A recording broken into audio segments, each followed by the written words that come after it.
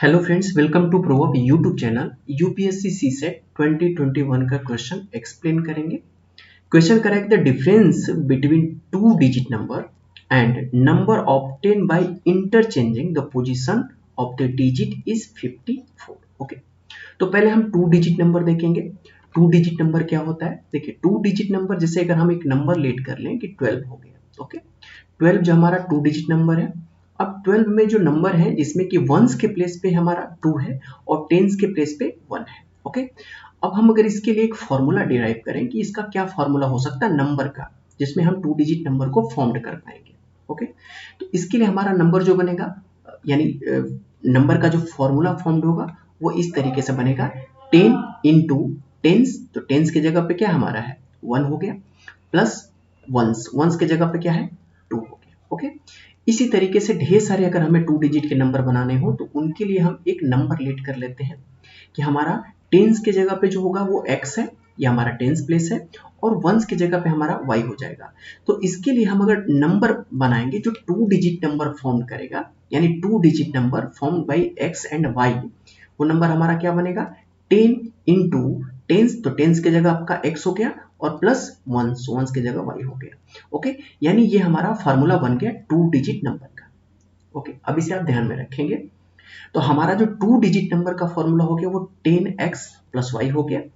अब कह रहा है कि अगर इसी नंबर को हम इंटरचेंज कर देते हैं और दोनों को डिफरेंस निकाल दें, डिफरेंस यानी दोनों का सबस्ट्रैक्ट कर दें, तो हमारा एक नया नंबर बनता है, वो 54 बनता है। ओके, तो जैसे हमारा स्टेटमेंट कह रहा है वैसे हम इसको सॉल्व करते चले जाएंगे। यानी स्टेटमेंट कह रहा है, हम नेक्स्ट पेज लेते हैं। ओके, जस्ट अ मिनट, हमने एक पेज ले लिया जिसमें हमने टू डिजिट जो नंबर बनाया वो क्या बना 10x प्लस y। ओके, अब हमारा क्वेश्चन ऑलरेडी कह रहा था कि अगर हम नंबर को इंटरचेंज कर देते हैं। ओके, एक बार क्वेश्चन को आप पढ़ लीजिए। कह रहा है कि अगर जो नंबर फॉर्म्ड हुआ है, यानी टू डिजिट का जो नंबर फॉर्म्ड है, उस नंबर को अगर हम इंटरचेंज कर देते हैं। अब इंटरचेंज करने का मतलब हो गया कि वंस के जगह पे आप टेंस को रख देंगे और टेंस के जगह पे वंस को कर देंगे। यानी इसी नंबर को आप अगर इंटरचेंज कर दीजिए तो क्या हो जाएगा 10y और प्लस x हो गया। ओके, तो ये हमारा ओरिजिनल नंबर हो गया 10x प्लस वाई, और 10y प्लस x क्या हो गया हमारा इंटरचेंज नंबर हो गया। ओके, और दोनों ही नंबर को जब डिफरेंस निकालते हैं यानी माइनस कर देते हैं तो एक नया नंबर बन जाता है, वो 54 हो जाता है। तो हमारा जो इंटरचेंज नंबर था वो क्या बना 10y प्लस x। ओके, अब दोनों नंबर का हम इंटरसेक्शन इट मींस सबस्ट्रैक्ट कर देते हैं। और जब हम सबस्ट्रैक्ट करेंगे जैसा क्वेश्चन कह रहा है, तो सबस्ट्रैक्ट करने पे क्या बनेगा 10x प्लस y, ये हमारा ओरिजिनल नंबर था, इंटरचेंज किए तो हमारा नंबर बना 10y और प्लस x, यानी ये दोनों का डिफरेंस हो गया माइनस, इक्वल टू हमारा एक नया नंबर बन जाता है 54। ओके, अब मैं इसे इक्वेशन को सॉल्व कर लूंगा। प्लस माइनस कर लीजिए आप, तो बनेगा आपका 9x minus 9y equal to 54 हो जाएगा।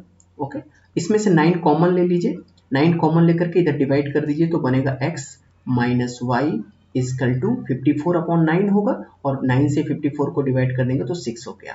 ये आपका नया इक्वेशन बन गया। ओके, इसमें अब अगर इस तरीके से आप कर देते हैं कि x equal to 6 plus Y होगा, मैंने y को इधर साइड ले गए, लेफ्ट राइट हैंड साइड ले जाएंगे तो x इजकल टू आपका 6 प्लस वाई बन गया। ओके, यानी इस इक्वेशन से हम अब नंबर भी फाइंड आउट कर सकते हैं। यानी y की वैल्यू रखेंगे तो x की वैल्यू निकल जाएगी, और फिर उसको मैं ओरिजिनल नंबर में रख दूंगा। ये हमारा ओरिजिनल नंबर है, यहाँ पे रखेंगे तो टू डिजिट का हमें नंबर फॉर्म हो जाएगा। ओके, अब इस नंबर को हम फाइंड आउट करते हैं। अगर मैं x की वैल्यू y की वैल्यू, क्योंकि x तो हमें मिलेगा ही जब y की वैल्यू रखेंगे, तो अगर मैं यहाँ पर y की वैल्यू 0 रखूंगा तो हमें x की वैल्यू 6 मिलेगा, जबकि 6 होना ही नहीं चाहिए, क्योंकि y की वैल्यू जब अगर 0 रखते हैं तो x की वैल्यू हम रखेंगे इस तरीके से, तो हमें यानी अगर y की वैल्यू अगर आप 0 रखते हैं तो सिंगल डिजिट नंबर मिलेगा। इस वजह से हम y की वैल्यू 0 ना रख के हम y से मतलब 0 से अलावा कोई भी नंबर होगा उसको हम यहाँ पे रखेंगे। जैसे y की वैल्यू मैं यहाँ पे 1 रखता हूँ, y की वैल्यू 1 रखूंगा तो x की वैल्यू कितनी आएगी आपकी, x की वैल्यू आएगी 7। ओके, अब जब x की वैल्यू 7 आ गई, आप इस नंबर पे रख दीजिए तो आपके कितना होगा, x की जगह पे आप 7 रख दीजिए, 7 इंटू 10 तो हो जाएगा 70, और प्लस आपका 1 तो हो गया 71। ओके, यानी अब यहाँ से जो नंबर बना वो क्या बना, 71 बना। अगर इसी नंबर को हम इंटरचेंज कर देंगे जैसा क्वेश्चन में करा था तो नंबर हमारा 17 बन जाएगा। ओके, यहाँ से हमें दो दो नंबर मिल रहे हैं। इसी तरीके से y की वैल्यू अब 2 3 कुछ भी रख करके, जैसे 2 आप रख लो तो x की वैल्यू कितनी आ जाएगी, 8 आ जाएगा। ओके, और यहाँ पर हम ओरिजिनल नंबर जो हमारा नंबर ये है ना, इसमें रख देंगे 10x प्लस y में, तो हमारा नंबर बनेगा आपका 82, और एक नंबर जो होगा जब इंटरचेंज करेंगे तो 28 होगा। यानी वंस और टेंस के प्लेस को बस आप इंटरचेंज कर दो, तो 82 है तो ये 28 हो जाएगा। ओके, तो इस तरीके से हमारे पास नंबर बनेंगे। अब हम स्टेटमेंट देखते हैं। ओके, देखिए ये जो इक्वेशन मैं इसलिए समझा रहा हूँ कि जरूरी नहीं है कि क्वेश्चन जब यूपीएससी पूछेगा तो ऐसा ही पूछेगा, लेकिन अगर आप पूरे क्वेश्चन को अगर आप लाइन बाय लाइन सॉल्व करना जानते हैं और फिर आप उस पर 2 3 4 क्वेश्चन अगर आप प्रैक्टिस कर लेते हैं, तो ऐसा क्वेश्चन अगर यूपीएससी पूछता है, और पूछता है क्या, यूपीएससी पूछेगा ही, 1 से 2 क्वेश्चन हमेशा रहते हैं, हर साल रहते हैं, ठीक है, मिनिमम 2 क्वेश्चन, तो आप आसानी से कर जाओगे। ओके, अब देखिए यहाँ पर जो यूपीएससी है ना, बस स्टेटमेंट के साथ खेल रहा है आपके साथ, और कुछ करना नहीं। अगर आपने बस इतना फाइंड आउट कर लिया है कि x minus Y equal to 6 है, तो आप आराम से इसके स्टेटमेंट को गलत या सही कर सकते हैं। अब स्टेटमेंट फर्स्ट जैसा कह रहा है, कह रहे कि sum of 2 digits of the number can be determined only if the product of the 2 digit is known. यानी अगर हम दो नंबर है, 2 डिजिट नंबर है, अगर उसको हम सम फाइंड आउट करना हो तो क्या उसका प्रोडक्ट होना जरूरी है, यानी x इंटू वाई होना जरूरी है। जैसे कि मैंने दो नंबर x और y लेट किया, तो इनका प्रोडक्ट हमें find out sum find out करना है, तो प्रोडक्ट होना जरूरी है, ऐसा जरूरी है ही नहीं। इसलिए जरूरी नहीं है क्योंकि ये जो स्टेटमेंट दे रहा है ना, इस स्टेटमेंट से हमने ऑलरेडी यहाँ पे फाइंड आउट किया है कि x minus Y equal to 6 है, यानी दो नंबर का डिफरेंस से 6 आएगा। ओके, यानी दो नंबर के डिफरेंस ही आ रहा है केवल उस स्टेटमेंट से, यानी जैसा पूछ रहा है क्वेश्चन में। तो जब दो नंबर का डिफरेंस ही x minus Y equal to 6 आ रहा है, और सम और प्रोडक्ट से कुछ लेना देना है ही नहीं, क्योंकि अगर ऐसे सपोज कर लो आप कि अगर x की वैल्यू में 1 ले लूं, यानी कोई नंबर 1 ले लेते हैं, और y की वैल्यू में 2 ले लेता हूं, तो यहाँ पर एक नया नंबर मिल के आएगा, 3 आएगा। यहाँ पर एक नया नंबर अगर हम x की वैल्यू 1 और 2 रखें तो क्या आएगा, केवल 2 आएगा। तो दोनों में कोई लिंक है, कोई भी लिंक नहीं है। तो यानी स्टेटमेंट वाइज ये नंबर, ये जो स्टेटमेंट है ये गलत है।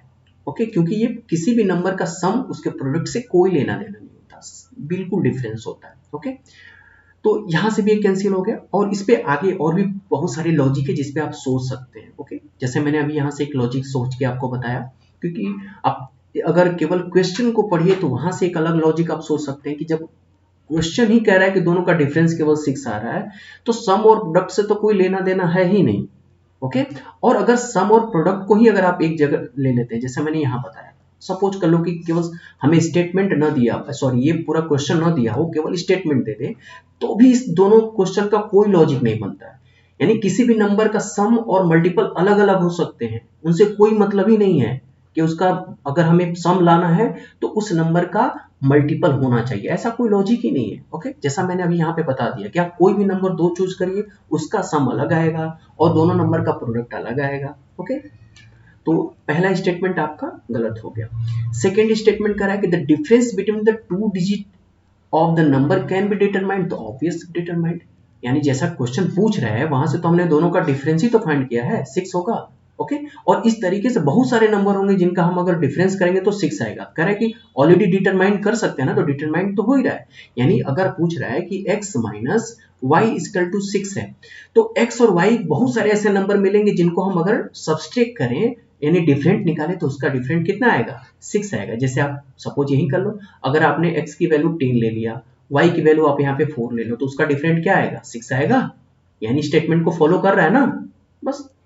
यहाँ पे ऐसा तो नहीं है मस्ट भी होना चाहिए, ऐसा तो बोल ही नहीं रहा है, और मस्ट भी होता तो हम कोई ऐसा नंबर होता कि जो ना मिल पाता। ओके, तो ऐसे बहुत सारे नंबर होते हैं जिनका डिफरेंस नहीं मिलता, लेकिन मस्ट की बात ही नहीं कर रहा है, कैन बी की बात हो सकता है। यानी एक नंबर, एक एग्जाम्पल हमें खोजना है, तो एक एग्जाम्पल तो मैंने ऑब्वियसली खोज दिया। तो यानी आप जब भी यूपीएससी में सीसेट का मैथमेटिक्स का पेपर करिए ना, या रीजनिंग का पेपर करिए, तो आप क्या करिए कि ऑलरेडी हर एक क्वेश्चन को ध्यान से पढ़िए।